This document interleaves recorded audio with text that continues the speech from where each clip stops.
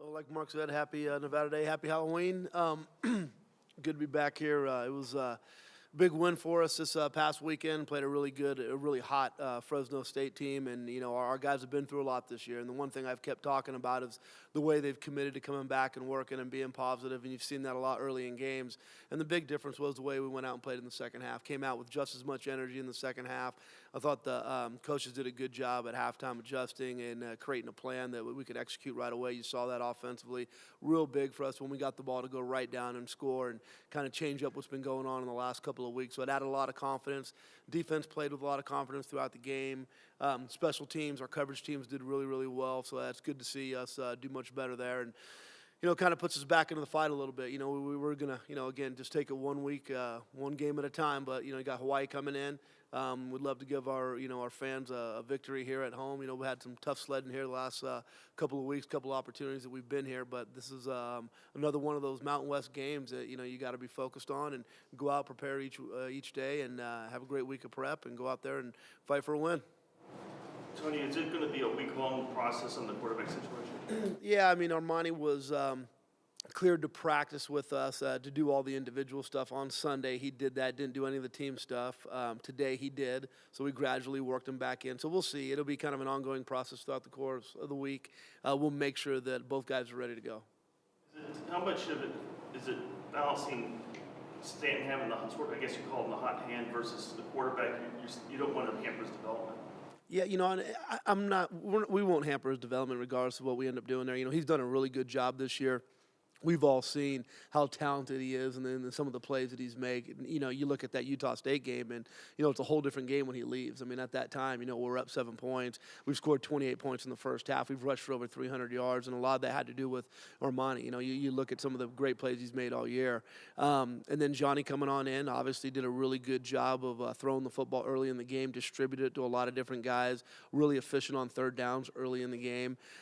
So he definitely added some validity that he can definitely add a spark to us, and we'll see. We got to sit down as a staff, and we got to make sure we're talking to the two players about it, make sure we're communicating the right way to them so the messaging's correct. But we also got to make sure that we do the best job we can to get ready to go win a game this week. So whoever if we feel like it's going to give us that best opportunity, we're going to go with.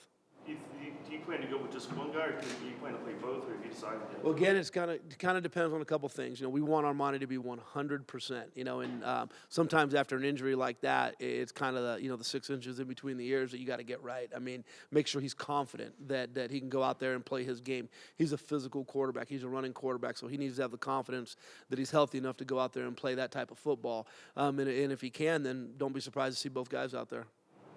With a concussion, is it harder for you to gauge where he's at?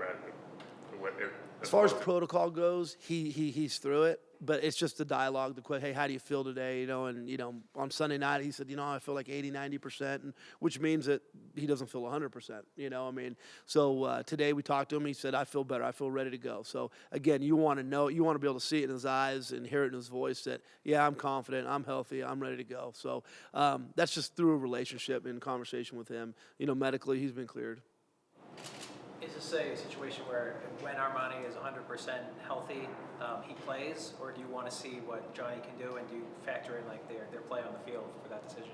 I think you factor in their play on the field. I really think that we've talked about a long time. Building and but now we have opportunity. We're sitting there going into this game with 3 wins. 4 games to go.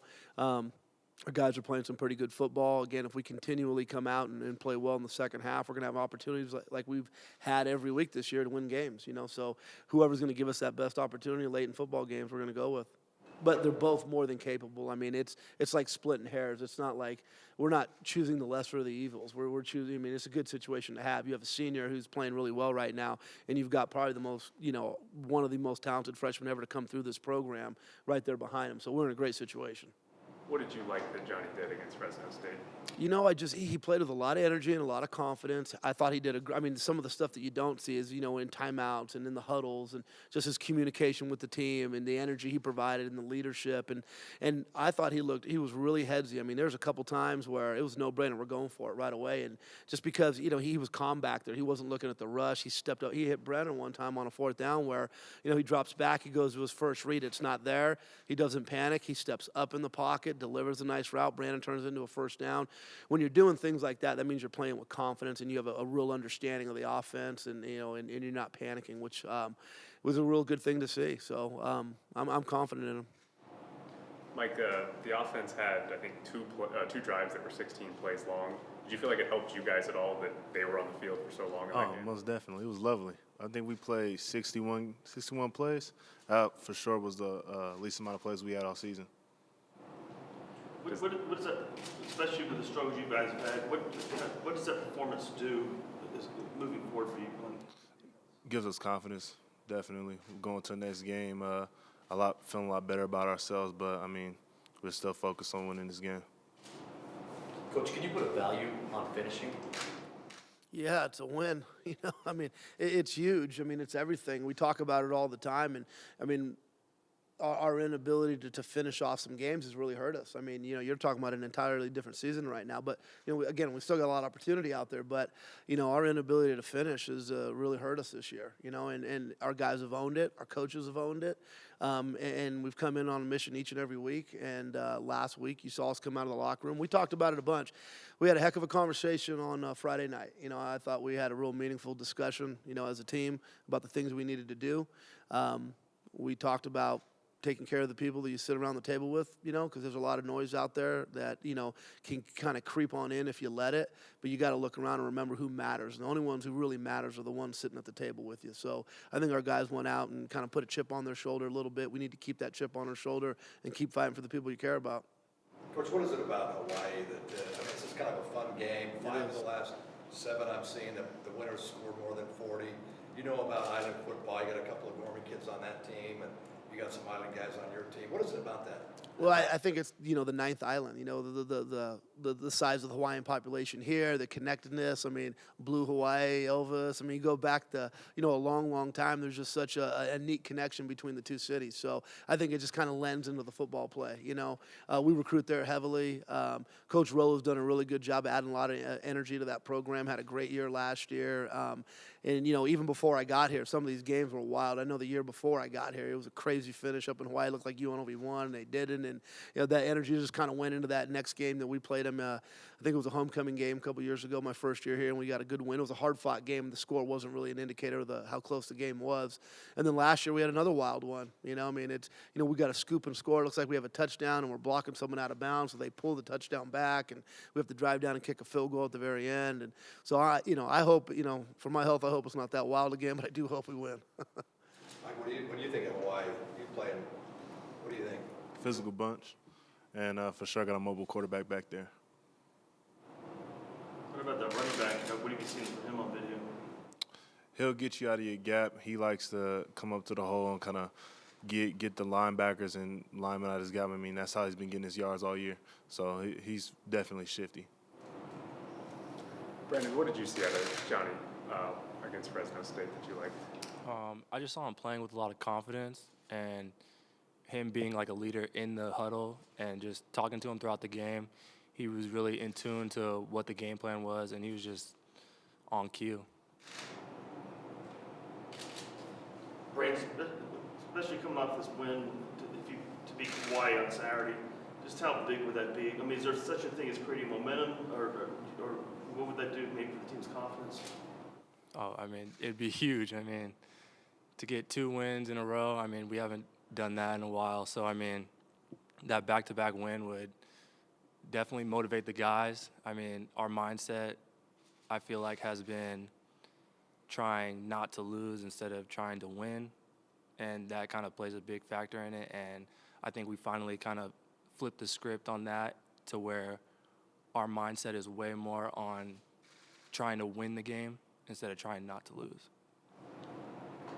Similar to that, Brandon, though, actually doing it and seeing it happen against a team that was projected to beat you, did it totally change maybe the mentality, or do you feel a difference going into like, hey, we can actually win, UNLV program has started?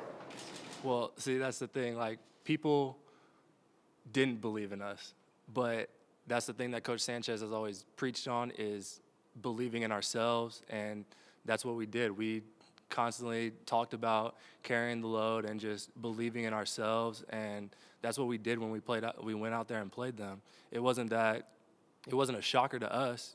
I mean, we knew that we could play the way that we could.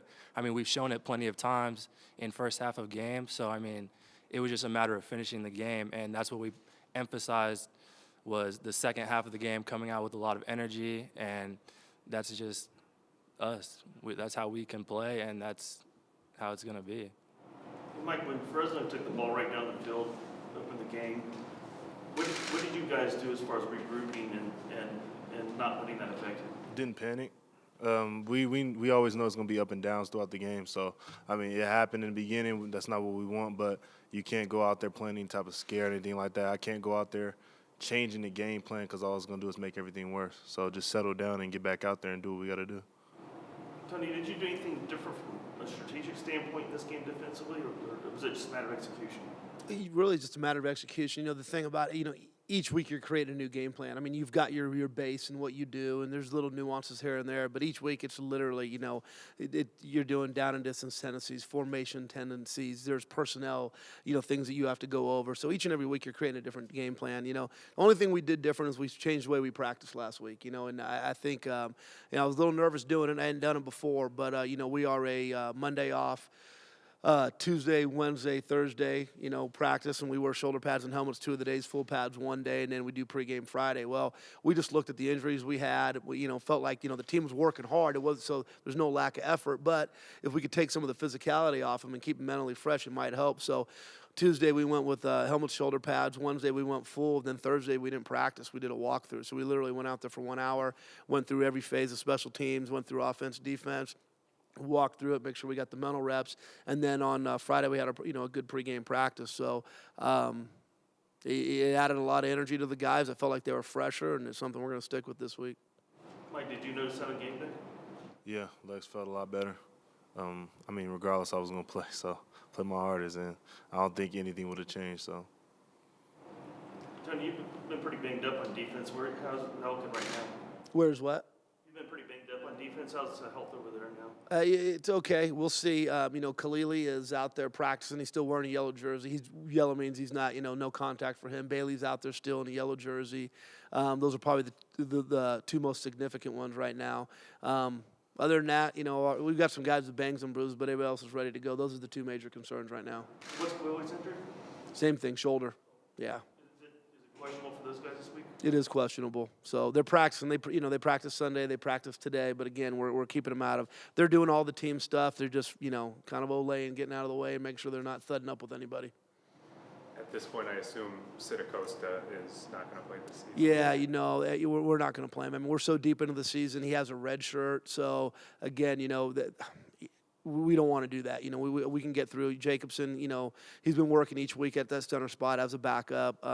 We've got some other guys that have taken snaps if need be, but we'd like to redshirt Sid. We're going to redshirt Sid, and that way we have him for 2 more years. So you have Singer coming back as a senior. You have Sid coming back as a junior. So puts us in a good situation, much better situation than we're in now at center.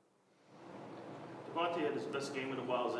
Does he obviously played with Johnny before? Did they sort of have the chemistry? Maybe that helped, or was it Devontae stepping up his game? Well, I think, part of it was too Barney making it. He did a good job of making a conscious effort to let's get him involved early.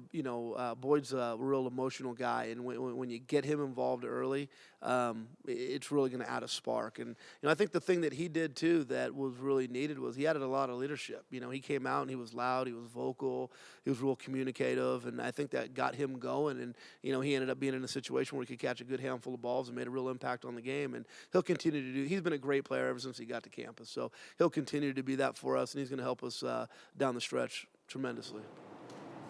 Coach, let me ask you about today, Halloween.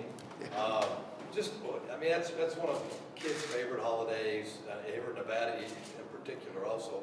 Your thoughts on just the Halloween day?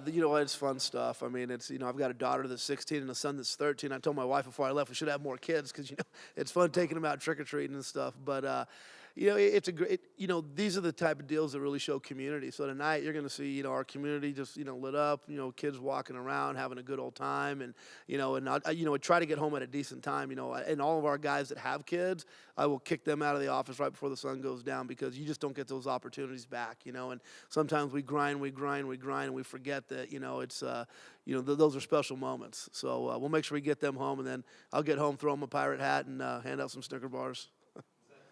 Do you have a favorite costume that you wore? I just have a goatee. I got an eye patch and a little pirate hat, and it's just kind of, I shaved my goatee. I should have left it on, but yeah, that's kind of it.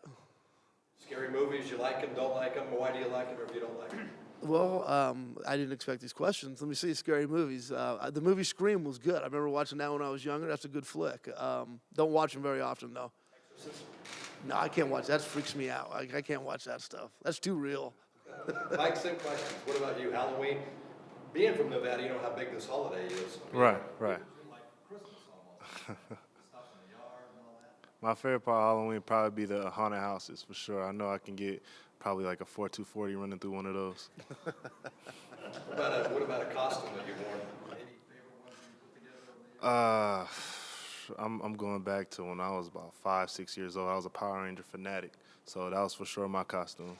I don't think you'd fit in the Power Ranger outfit Oh, anymore. not no more. What about scary movies? You like them, don't like them? They all right. Scary movies tend to, disappoint me sometimes. Like, I'd probably go with Paranormal Activity movies. That was serious. I never got a chance to watch an Exorcist movie. Don't watch it. What about Halloween for you? Halloween. I mean, I'm not a big guy on getting scared, so I don't really like Halloween as much. But I love getting candy and all that stuff and handing out to I love the community part of it, like handing out candy to kids and stuff like that. So that's definitely what I'll be doing tonight. You ever get dressed up in some favorite costume? When I was little, yeah, because I always like to get candy. So when I was really little, I used to love Squirtle from Pokemon. So that was my favorite costume ever. Scary movies for you? Ooh, I do not like watching scary movies, but my girlfriend took me to see Annabelle Creation. It was a good movie. It was very scary, so I recommend it though. It's good.